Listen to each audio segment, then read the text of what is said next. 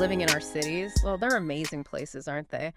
But let's be honest, they can be a bit much. Mm, The noise, the crowds, maybe some areas you just, stay away from. right. It makes you wonder, what would it be like to live somewhere perfect, Yeah. somewhere truly lasting, where all that stuff just vanishes? Yeah, and what's incredible is for Christian believers, that's not just some vague hope. Yeah. The Bible gives this really detailed picture of that exact future, the holy New Jerusalem. Okay. And that's really what we want to dive into today, isn't it? Using Wow. Revelation 21 and some other great insights. Exactly. We're looking at John's vision, what he saw. And our goal here is, well, what does this future city tell us about life now? How should we be living as believers? And what are the norms going to be when Christ actually returns? Because this isn't just a metaphor, it's described as a real place. A city designed by God himself. Okay, so where do we start? John's vision. Right. So John says he was carried away in the spirit up to this high mountain, and there an angel shows him the holy city, Jerusalem. Coming down out of heaven from God. Just imagine seeing that. And the angel showing him is one of the ones who held bowls of the final plagues. That seems intense. It does, yeah, it's a stark contrast. But then the angel immediately pivots, saying, "Come, I will show you the bride, the Lamb's wife." Ah, okay.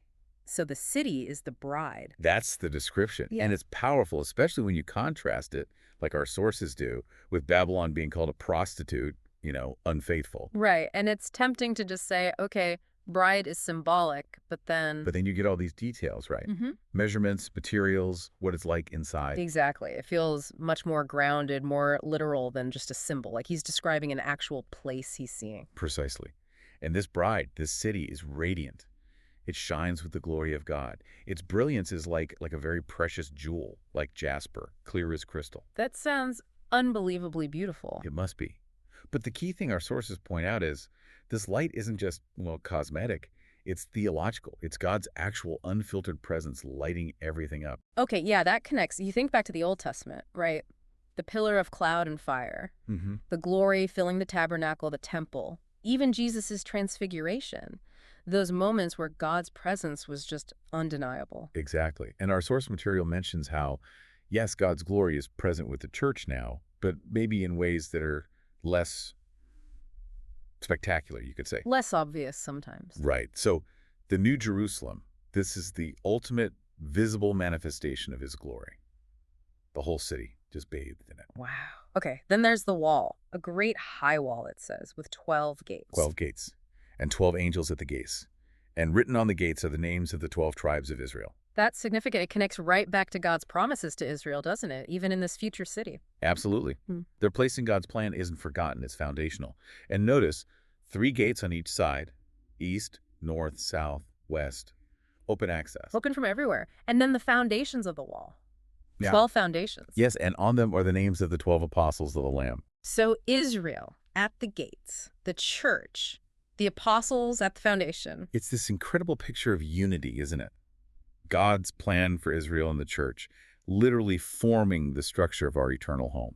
It shows the consistency of his work through all of history. Okay, that paints quite a picture. Now, what about some of the, let's say, unique features, things that are really different from life as we know it? Well, the first big one that jumps out from the text, there's no temple in the city. No temple, but the temple was central to worship for so long. Why wouldn't there be one? Because, as Revelation 21 puts it, the Lord God Almighty and the Lamb are its temple. Ah, so God's presence is everywhere. Completely, directly. The whole idea of a temple, a special place to meet God, arose because sin created a barrier, right? Mhm. But in New Jerusalem, sin is gone. That barrier is removed. So you don't need a specific building because you're constantly, immediately in God's presence. Worship isn't an event in a place. It's the very atmosphere. That changes everything about how you think of worship. Okay, what else is missing? No sun or moon. Right. The city has no need of sun or moon to shine on it because the glory of God gives it light, and its lamp is the Lamb. So God's glory is the light source, and Jesus, the Lamb, is the Lamb. Exactly. It's eternal daylight, essentially. No more night. And think what that means. No more darkness, no more hidden dangers, no fear associated with the night. Uncertainty. Right. And again, it centers everything on Jesus, the Lamb. He is the light, just like he said he was. Okay, and the gates, you mentioned access, but it says they will never be shut, day or night. Well, there is no night, remember? Right, okay. But yes, they're never shut. Not because it's unsafe, but because there's simply no threat. Nothing evil can even get in, as we'll see. Ah. So the open gates symbolize this permanent, secure welcome for everyone who belongs there, from every nation. And it mentions kings and nations bringing their glory and honor into it. What's that about? It's not like earthly power struggles, surely. No, not at all. It seems to me that whatever was good, true, honorable in the nations, their cultural achievements, their unique characteristics, purified from sin and pride, will be brought as tribute, as homage to Christ, the true King. So the best parts of human culture, redeemed and offered to God. That seems to be the idea. It's all redirected to his glory. But there is a condition for entry, isn't there? It's not just open house for absolutely everyone. Definitely not. Revelation 21.27 is very clear. Nothing impure will ever enter it, nor will anyone who does what is shameful or deceitful. So the standard is holiness. Yes, but crucially, the verse immediately adds who gets in. Only those whose names are written in the Lamb's Book of Life. Okay, so it's not about achieving perfection on your own. It's about being in that book. Exactly. It's about relationship, not merit.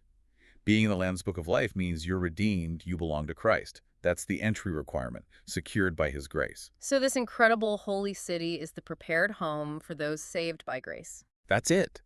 And remembering this future, this promise Jesus made, I go to prepare a place for you, that's meant to anchor us right now. Right. Which brings us perfectly to the practical side.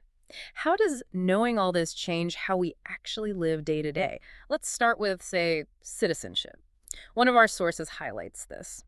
Our real citizenship is in heaven.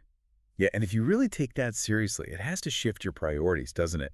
If this amazing city is your true home, your ultimate belonging, well, how much should you invest in the temporary things of this world? Good question. It makes you think about where your time, your money, your energy really goes. Is it on things that last or things that fade? Mm-hmm. That heavenly citizenship isn't just for later. It's like a compass for now, guiding your choices. Okay, what about beauty? We hear the ultimate beauty is in heaven. How does that change our perspective on beauty here and now? Well, maybe it helps us see that real beauty isn't just skin deep, It's not about trends that fade. It's about things that reflect God's character, his glory. Like finding beauty in creation or in acts of kindness or in someone's character becoming more like Christ. Exactly.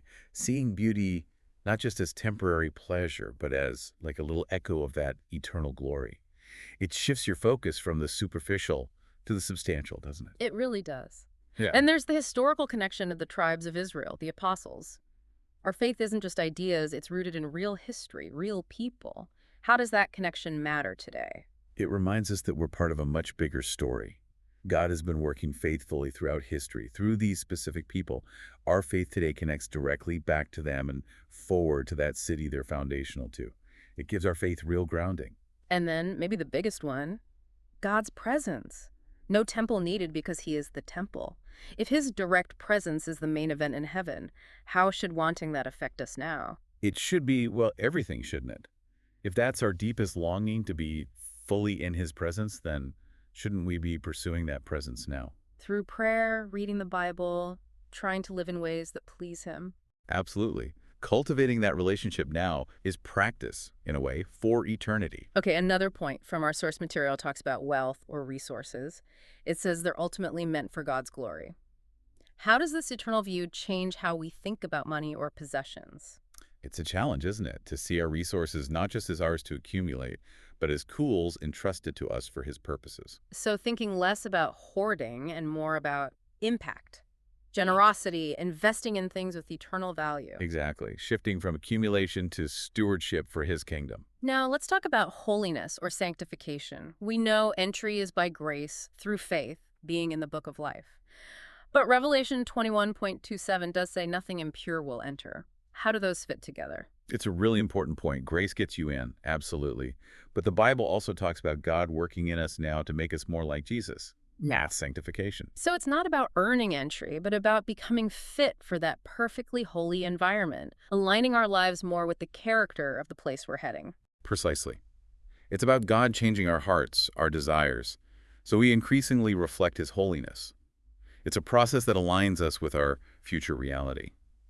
Hebrews 12.14 connects holiness with seeing the Lord. Okay, and the fact that there's no need for a temple or external light, it all points back to God's direct, all-sufficient presence. How can we lean into that more today, especially when things are tough? It's about learning to find our security and comfort in him, maybe more than in our circumstances or other supports. Just like the city doesn't need the sun because God is its light. We can learn to draw our strength, our hope, directly from him, even when everything else feels dark or shaky. Yes, trusting his presence is enough. And those always open gates, that sense of permanent welcome and security, how does that truth help us face uncertainty now? Well, it provides immense comfort, doesn't it? Knowing our place with him is secure, that his welcome is eternal, that nothing can snatch us away. That should give us real courage and peace no matter what happens here. Yeah, that's powerful. Okay, one last connection. The nations bringing their glory and honor in, it suggests that things that are genuinely good, true, honorable, lovely, things Paul talks about in Philippians, they actually have lasting value. It seems so. That things reflecting God's goodness in this life, when offered to him, aren't just discarded, they're somehow purified, transformed, and brought into the city to contribute to his glory. So the good we do, the beauty we create, the truth we pursue, it actually matters for eternity. That's the implication. It gives profound meaning to striving for those things now, doesn't it? Yeah. Our efforts have significance beyond just this life. Wow. This vision of the New Jerusalem. It's really not just some, pie-in-the-sky idea. Not at all. It's presented as a concrete reality, Yeah. a solid hope, our future home. So maybe the final thought for all of us listening is this. If this incredible city, this way of being is truly our future, how radically should that be changing us now? How different should our values look? Our relationships? Our daily choices? If we really viewed our current lives through the lens of that eternal city, what would look surprisingly different? That's definitely something to chew on. What does being a citizen of that future kingdom mean for today?